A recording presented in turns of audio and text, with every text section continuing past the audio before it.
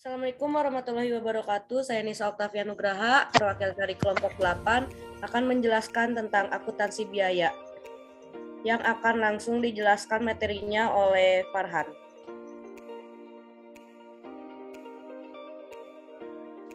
Terima kasih kepada kawan kita Ica yang telah membuka presentasi ini.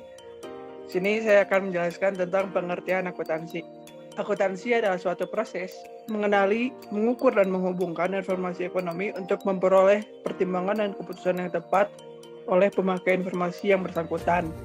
Nah, dengan melihat pengguna informasi akuntansi, maka akuntansi dapat dibedakan menjadi dua jenis. Yang pertama ada akuntansi keuangan, merupakan bidang akuntansi yang menyediakan informasi akuntansi secara umum bagi para pemakai atau pengguna keputusan yang ada di luar organisasi.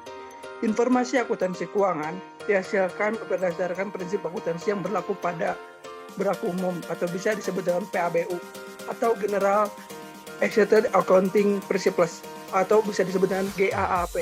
Nah, kedua, ada akuntansi manajemen, merupakan bidang akuntansi yang menyediakan informasi akuntansi khusus bagi para pengambil keputusan, misalnya manajer yang ada di dalam organisasi, baik berupa informasi keuangan dan non-keuangan. Informasi akuntansi manajemen yang dihasilkan tidak harus berdasarkan PABU, akan tetapi dapat berdasarkan asumsi atau kebijakan dari internal organisasi guna mendukung proses pengambilan keputusan sebuah divisi dalam internal organisasi. Lanjut.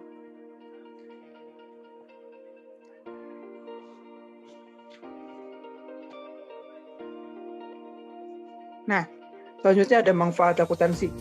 Manfaat adanya akuntansi ialah sebagai informasi yang menunjukkan kondisi keuangan dan hasil usaha suatu perusahaan untuk digunakan oleh manajemen atau pihak lainnya sesuai dengan kepentingan masing-masing. Nah, ada juga pengguna informasi akuntansi. Harusnya disadari bahwa setiap informasi akuntansi yang dihasilkan baik dari jenis akuntansi keuangan dan jenis akuntansi manajemen memiliki keterbatasan tersendiri, sehingga tidak akan dapat memenuhi kebutuhan para pemakai secara menyeluruh.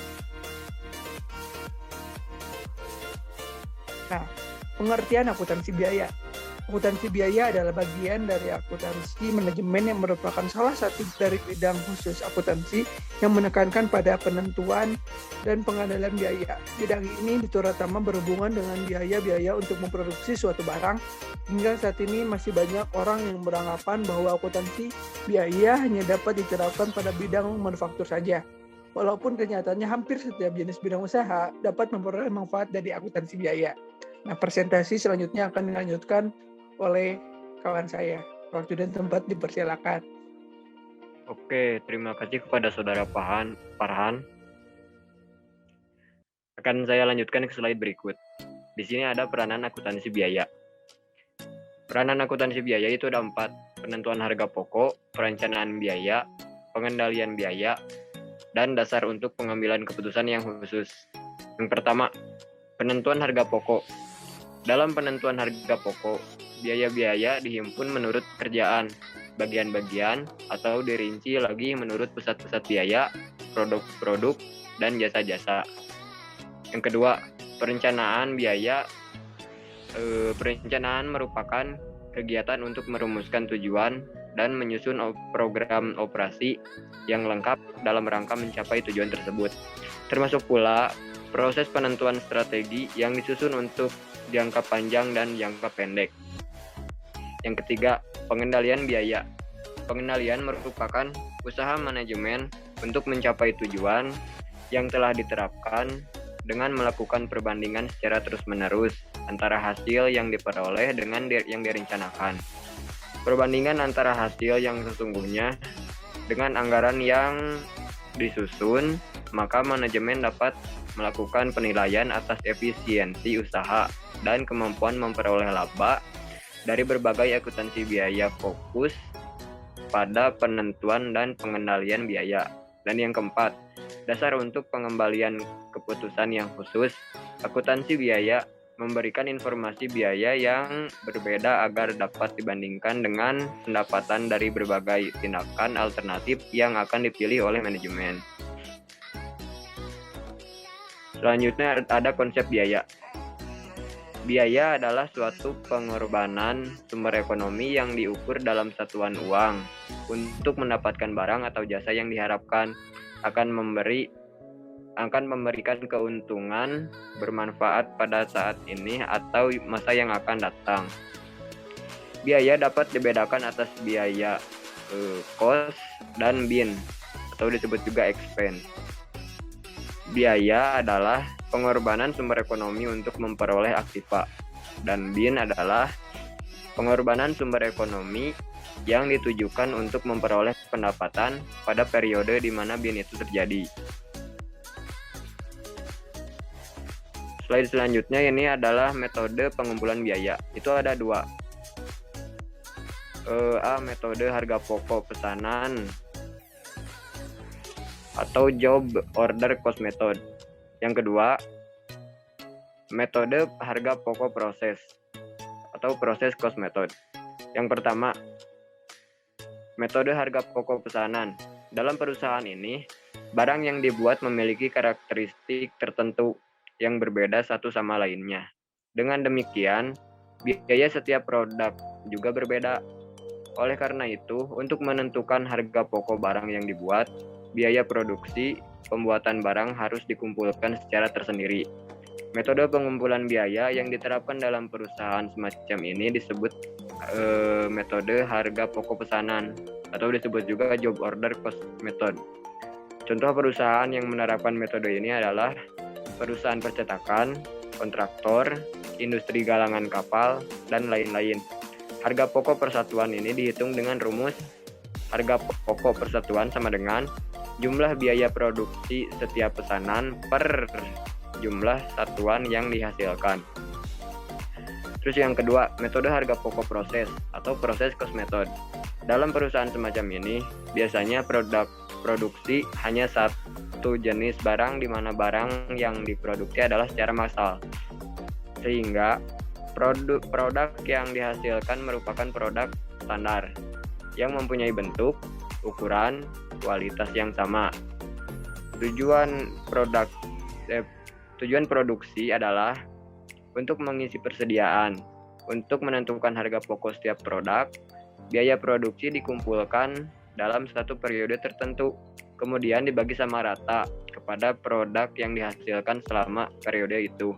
Metode pengumpulan biaya yang diterapkan dalam perusahaan semacam ini disebut metode harga pokok proses atau proses cost method. Untuk mengetahui harga pokok per unit dihitung dengan rumus sebagai berikut. Harga pokok persatuan sama dengan jumlah biaya produksi selama satu periode per jumlah satuan yang dihasilkan.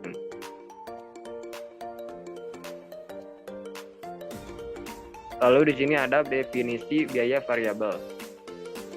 Biaya variabel adalah biaya yang jumlahnya berubah-ubah sebanding dengan perubahan volume kegiatan, namun biaya per unitnya tetap. Artinya, jika volume kegiatan diperbesar 2 kali lipat, maka total biaya juga menjadi 2 kali lipat dari jumlah semula. Jadi berkebalikan dengan biaya tetap, biaya variabel ini bersifat dinamis. Lalu di sini ada persediaan dalam proses. Proses produksi merupakan kegiatan yang berkesinambungan.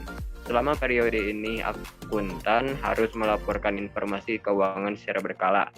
Akibatnya, ketika menyusun laporan keuangan, mungkin ada beberapa item yang belum terselesaikan.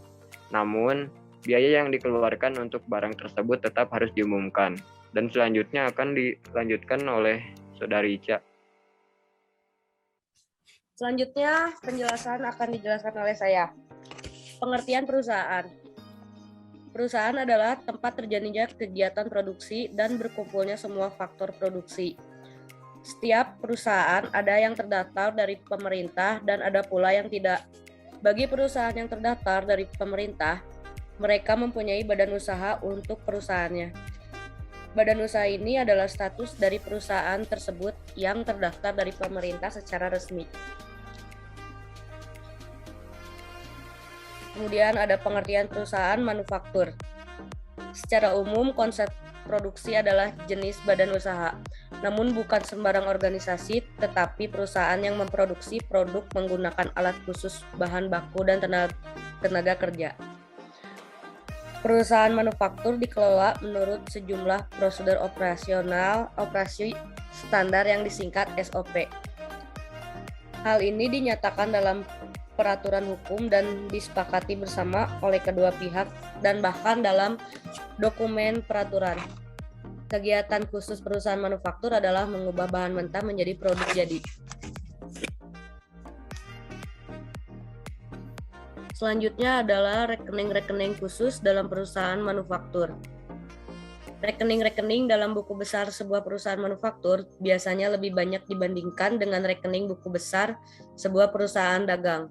Hal ini disebabkan oleh sifat operasi perusahaan manufaktur yang lebih kompleks bila dibandingkan dengan perusahaan dagang. Rekening yang khusus dijumpai dalam perusahaan manufaktur antara lain perlengkapan pabrik, biaya pemakaian perlengkapan pabrik, persediaan bahan baku, persediaan barang dalam proses, persediaan barang jadi, dan barang dalam proses. Berikut ini beberapa rekening yang biasa dijumpai dalam perusahaan manufaktur. Yang pertama, rekening pembelian bahan baku. Yang kedua, rekening ikhtisar biaya produksi. Rekening persediaan bahan baku, rekening persediaan barang dalam proses, dan yang terakhir, rekening persediaan barang jadi. Pertumbuhan perusahaan. Pertumbuhan dinyatakan sebagai pertumbuhan total aset di mana pertumbuhan aset masa lalu akan menggambarkan profitabilitas yang akan datang dan pertumbuhan yang datang. Growth adalah perubahan atau dalam arti penurunan atau peningkatan total aset yang dimiliki oleh perusahaan. Pertumbuhan aset dihitung sebagai persentase perubahan aset pada saat tertentu terhadap tahun sebelumnya.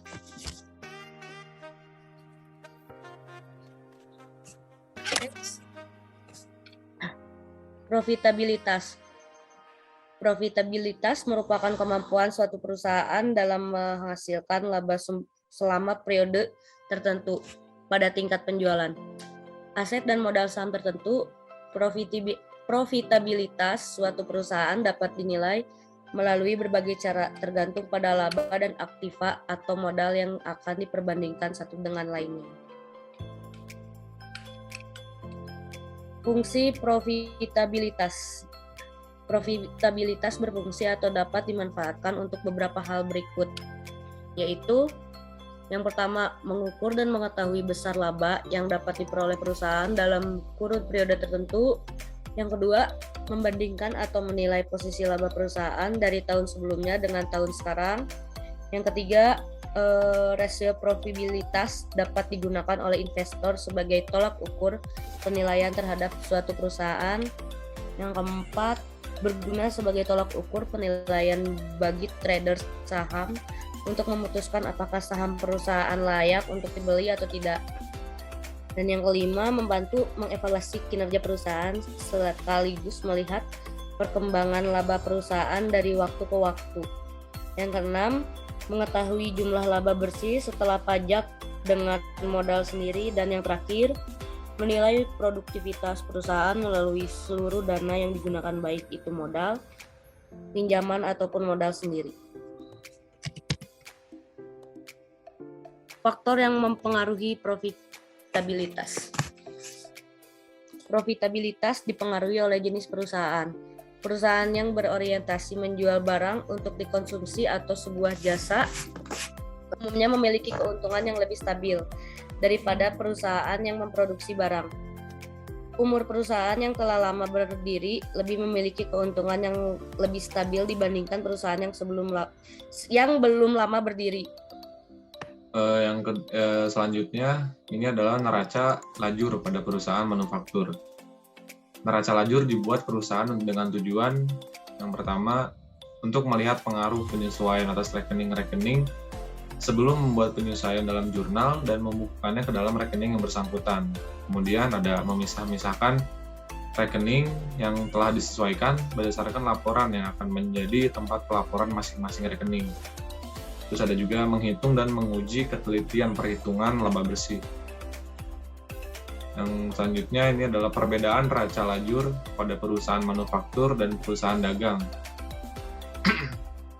Apabila kita membandingkan antara neraca lajur pada sebuah perusahaan manufaktur dengan neraca lajur pada perusahaan dagang, terlihat bahwa dalam neraca lajur perusahaan manufaktur terdapat sepasang kolom tambahan, yaitu kolom laporan harga pokok produksi.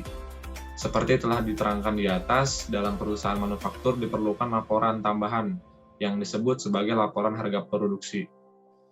Penambahan kolom tersebut dalam neraca lajur dimaksudkan agar penyusunan laporan harga produk produksi dapat dilakukan dengan mudah, seperti halnya laporan rugi laba dan neraca. Pembuatan dan pengerjaan kolom penyesuaian pada prinsipnya tidak berbeda dengan perusahaan dagang. Begitu pula cara pengerjaan bagian dari neraca lajur, termasuk penentuan laba rugi pada prinsipnya sama dengan pengerjaan neraca lajur dalam produksi dagang. Selanjutnya ada penyusunan neraca lajur pada perusahaan manufaktur. Penyusunan neraca lajur pada perusahaan manufaktur dimulai dengan memasukkan saldo-saldo rekening yang belum disesuaikan ke dalam kolom neraca saldo. Selanjutnya dimasukkan juga penyesuaian yang diperlukan pada kolom penyesuaian. Memasukkan saldo setelah disesuaikan ke dalam kolom laporan yang sesuai di neraca saldo. Setelah itu penyesuaian selesai dikerjakan. Tahap berikutnya adalah menggabungkan saldo dalam kolom neraca saldo dengan kolom penyesuaian kalau ada, dan memasukkan hasilnya dalam kolom laporan yang sesuai. Pos-pos yang dimasukkan ke dalam harga pokok produksi terdiri dari bahan baku, persediaan barang dalam proses, tenaga kerja langsung, dan semua biaya yang termasuk dalam overhead pabrik. Pos-pos yang dicantumkan dalam kolom laporan rugi laba terdiri dari persediaan awal barang jadi, pendapatan, biaya penjualan, biaya umum dan administrasi, dan biaya lain-lainnya. Pos-pos lainnya dilaporkan ke dalam neraca, seperti aktiva, kewajiban, dan modal. Selanjutnya ada penyusunan laporan keuangan. Setelah neraca lajur selesai dikerjakan, maka langkah berikutnya adalah menyusun laporan keuangan yang datanya telah tersedia dalam neraca lajur. Tujuan utama pembuatan neraca lajur adalah untuk mempermudah menyusun laporan keuangan. Dengan telah selesainya pembuatan neraca lajur di atas, maka laporan keuangan dapat disusun dengan lebih mudah. Laporan harga pokok produksi disusun dengan mengutip data yang tercantumkan dalam kolom harga pokok produksi. Demikian pula laporan rugi laba dan neraca disusun dengan mengutip data dari dua pasang kolom terakhir di neraca lajur. Selanjutnya akan dilanjutkan oleh Saudara Wildan. Waktu dan tempat dipersilakan. Siap, baik. Saya akan melanjutkan materi yang telah disampaikan barusan oleh saudara kita, Putra. Suara saya kedengaran nggak ya? Terdengar. Ada? Suara saya ada kan? Ada. Baik, selanjutnya yakni jurnal penyesuaian. Pembuatan jurnal penyesuaian pada perusahaan manufaktur pada dasarnya tidak berbeda dengan jurnal penyesuaian pada perusahaan dagang. Untuk setiap ayat penyesuaian yang tercantum pada kolom penyesuaian di neraca lajur, harus dibuat jurnal penyesuaian yang formal dan jurnal umum. Pembuatan jurnal penyesuaian di neraca lajur terlihat bahwa pembuatan jurnal penyesuaian pada perusahaan manufaktur tidak berbeda dengan penyesuaian yang dibuat pada perusahaan dagang.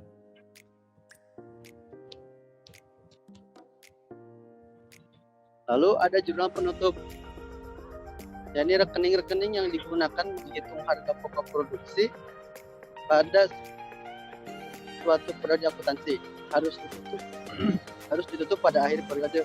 Biasanya penutupan dilakukan melalui rekening ikhtisar biaya produksi dan selanjutnya rekening ikhtisar biaya produksi ditutup rekening laba rugi. Ayat-ayat jurnal di atas diambil informasi yang terdapat pada kolom harga pokok produksi dalam neraca. Perhatikan bahwa jurnal di didebetkan pada rekening ikhtisar biaya produksi diambil dari total kolom tersebut yang dikreditkan untuk menutupnya. Ayat jurnal yang kedua mempunyai fungsi yaitu yang pertama untuk mencatat persediaan akhir bahan baku dan tes akhir barang dalam proses. Dua, untuk mengurangkan kedua jumlah yang masih berstatus sebagai pers dan ikhtisar biaya produksi. Sekian, terima kasih. Oke, terima kasih Saudara Wildan. Mungkin cukup sekian presentasi yang telah kita jabarkan. Mohon maaf bila ada kesalahan kata atau kekurangan dalam materi. Akhir kata, kami mengucapkan terima kasih atas perhatiannya. Wassalamualaikum warahmatullahi Warahmatullahi wabarakatuh. Waalaikumsalam warahmatullahi wabarakatuh. Salam. Sudah deh.